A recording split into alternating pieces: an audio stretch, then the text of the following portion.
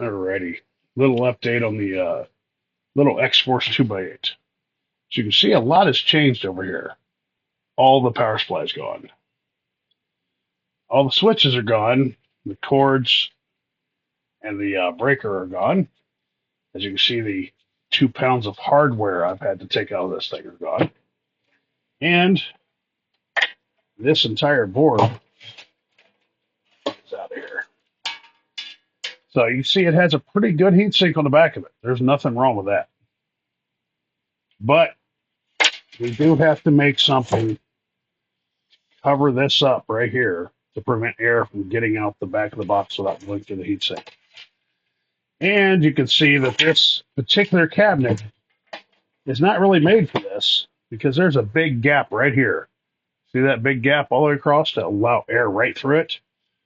So even if I covered all this up and made a little wall right here, I still have this big gap. Now I could put tape there or a whole bunch of silicone or something and slab it in there, but that's not the way we do things.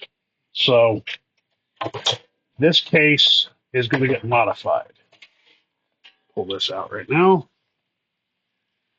What we're going to do,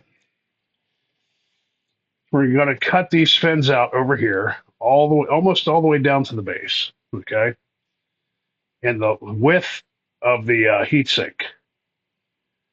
Then we're going to take another piece of aluminum, and we're actually going to put it over the back of this, cover the entire thing up, and then recut that hole in it.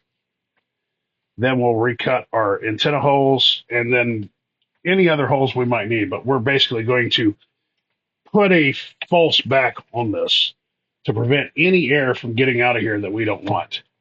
Because just covering this up is just not going to help. And I'm not throwing a bunch of silicone on top of a board. That's not the way we do it. As you can see, it's nice and dusty in there.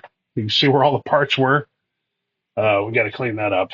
But yeah, we're basically going to cut out the back of this case and put another back on it. So it'll be good to go. Show you another thing we're going to do after we get this whole thing set up and running good.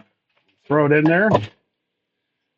Since this is going mobile, I'm going to take a 500 farad capacitor. We're going to mount it in here like so. So the 500 farad cap is in with the amplifier, so we don't need a separate enclosure for this.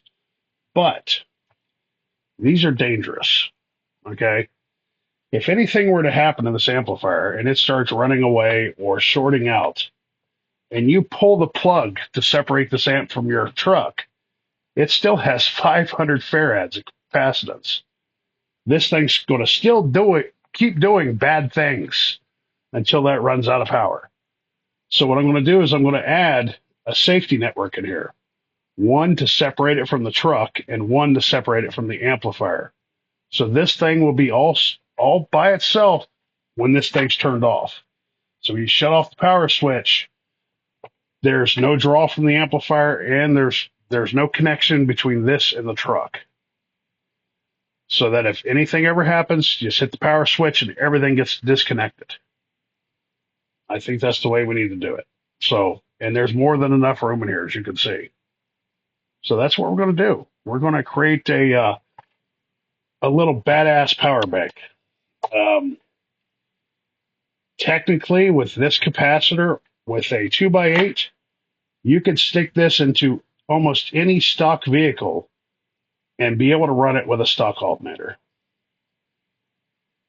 I'm not saying be a bucket mouth, of course. You know, don't be a 390 wagon master. Don't be just sitting there talking endless, air.